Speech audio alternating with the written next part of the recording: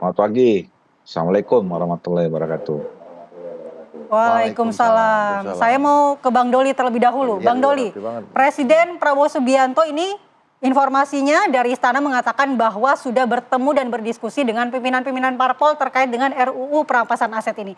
Tapi kenapa RUU ini belum masuk dalam prolegnas 2025, Bang? Iya, sebenarnya begini ya. Pertama, saya kira saya ingin harus jelaskan juga beberapa kali pernah saya sampaikan ya, bahwa rancangan undang-undang tentang perampasan aset, katakanlah gitulah, sementara ini namanya gitu ya. Itu sebenarnya sudah kita masukkan di dalam prolegnas ya untuk long list 2025-2029. Nah, pertanyaannya kenapa belum dimasukkan menjadi prioritas 2025? Bukan berarti itu tidak pernah kita bahas ya. Jadi pertama tidak benar kalau misalnya rencana masuknya undang-undang ini, dibentuknya undang-undang ini tidak dimasukkan dalam prolegnas. Jadi karena ada selama ini yang mengatakan di-delete atau dihapus, itu tidak benar. Nah, yang kedua, belum dimasukkan ke prolegnas 2025, Prolegnas 25, karena memang kita sedang melakukan kajian-kajian yang mendalam, ya, penyesuaian-penyesuaian, baik itu di dalam pemerintah maupun di DPR. Nah, saya menyampaikan beberapa kali ya bahwa kita perlu menyesuaikan dengan sistem hukum kita tentang bagaimana mengimplementasikannya. Nah, apalagi sekarang kan juga DPR sedang membahas bersama dengan pemerintah, sedang membahas dengan tentang undang-undang KUHP ya. Nah, itu juga sebetulnya nanti bisa kita sinkronisasikan ya bagaimana supaya undang-undang ini nanti pada saatnya kalau memang kita sepakat dibentuk itu bisa terimplementasi dengan baik sesuai dengan sistem dan keadaan situasi penegakan hukum kita. Nah, jadi sebetulnya apa yang disampaikan oleh Pak Presiden Prabowo kemarin ini menjadi trigger ya untuk bisa lebih cepat para pembentuk undang-undang kami misalnya untuk bisa sepakat berkomitmen, berkonsensus antar partai-partai politik mendorong ini lebih cepat.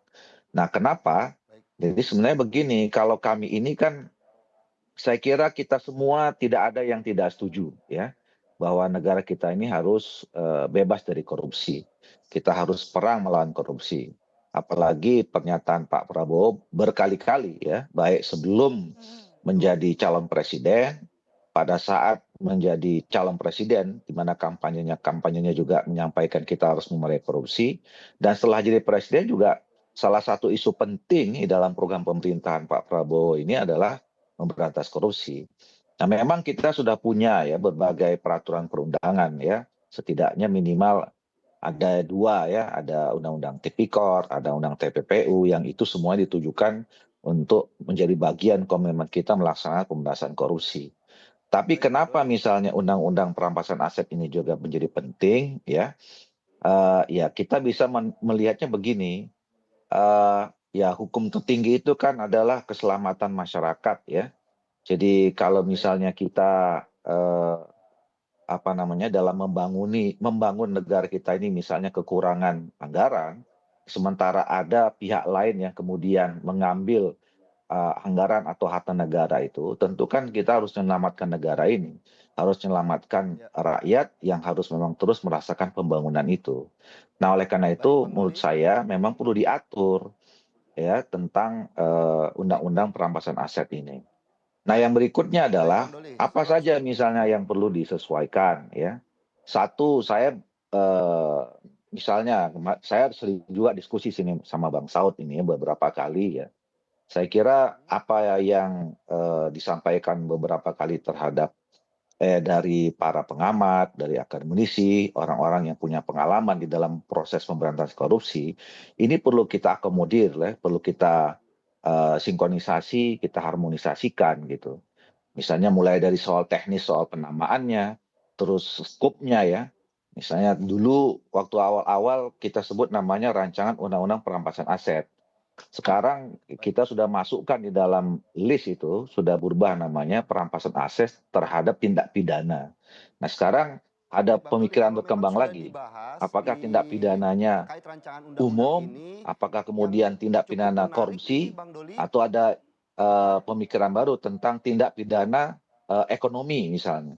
Nah, jadi sebetulnya Bang Doli, yang cukup diskusi ini menarik kan terus ini kalau berkembang. memang sudah Nah, oleh dibahas, karena itu, kenapa sekali lagi saya katakan dengan seolah-olah statement Pak rancangan undang-undang Prabowo ini ini seharusnya mendorong kita diskusinya bisa cepat selesai dan kita bisa mulai ya.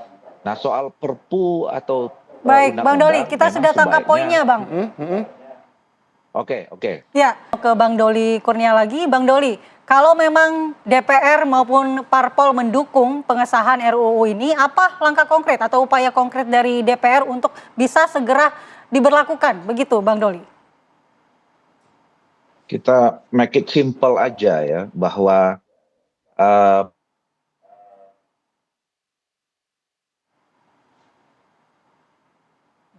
sebenarnya apa yang sudah disampaikan oleh Pak Presiden ini tinggal ditindaklanjuti saja. Tadi benar bahwa Presiden kita Pak Prabowo bukan hanya sekedar kepala pemerintahan, bukan hanya presiden, tapi juga adalah pemimpin koalisi partai politik yang ada di pemerintahan. Jadi sebenarnya tinggal dibangun kesepahaman, kesepakatan, ya. Kalau memang Presiden melihat ini adalah sesuatu yang urgent, ya tinggal dibicarakan di tingkat partai politik dan kemudian pimpinan partai politik masing-masing mendorong fraksinya di DPR untuk segera memasukkan, mengagendakan ini dan kemudian dibahas antara DPR sama pemerintah. Nah, apalagi tadi saya katakan sebenarnya masing-masing posisi sebagai pembentuk undang-undang, baik kami di DPR maupun di pemerintah, setahu saya tentang undang-undang perampasan aset ini sampai sekarang masih terus didiskusikan gitu. Nah, baik. kalau tadi misalnya kita mendengar pernyataan salah satu Menko-nya ya, saya menangkapnya itu bukan sesuatu yang bertentangan ya. Yang ditanggapi Pak Yusril itu kan soal urgensi soal Perpu. Saya kira kalau memang ada kesepakatan ya antara pemerintah, apalagi ini dipimpin atau diperintah langsung oleh seorang presiden yang adalah ketua umum partai politik, pemimpin koalisi ya, itu tadi kita bisa buat sederhana gitu ya, nggak usah keluarkan Ya. Perpu, jadi segera saja didorong, kemudian ada pembicaraan, kita revisi itu list prolegnas ya dimasukkan dalam Protes 2025, kemudian seperti Bang Saud bilang tadi dibuat time frame-nya, dan saya kira kalau soal KUHAP ya menurut saya ini ya, ini bisa simultan saja. Nanti tinggal saling mendukung, sinkronisasi saja gitu ya. Nggak perlu misalnya harus KUHAP dulu baru itu gitu. Kalau memang kita semua Baik, Bang paham Doli.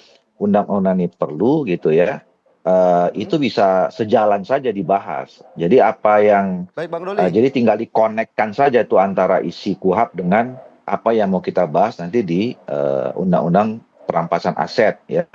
Gitu.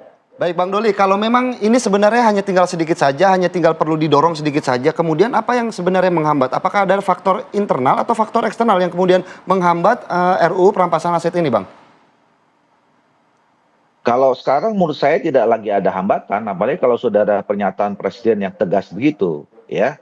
Tadi Ya. seperti Bang Saud bilang, ya jangankan ada apa namanya secara verbal lugas begitu ya, batuk saja sebetulnya itu sudah ada ini. Jadi menurut saya tinggal di follow up saja ya. Bang Yusril ya sebagai Menko yang menangani hukum, terus dengan Pak Supratman sebagai Menteri Hukum ya segera menindaklanjuti secara Baik. operasional gitu ya, secara teknis untuk segera mengagendakan ini bersama dengan pimpinan DPR. Nah, jadi kami misalnya di Balik ya, karena memang dari awal ini sudah kita masukkan, bahkan kami sudah pernah melakukan RDP 3 kali ya di DPR Baik. itu mengundang beberapa stakeholder untuk mendapatkan masukan ya supaya memperkaya soal bagaimana undang-undang ini menjadi undang-undang yang memperkuat upaya kita memberantas korupsi gitu. Jadi Baik, Bang Doli. nggak ada hambatan sebenarnya ya kalau Baik. apalagi kalau misalnya kita dengarkan statement Baik, yang terima lugas kasih, Bang seperti Doli. itu.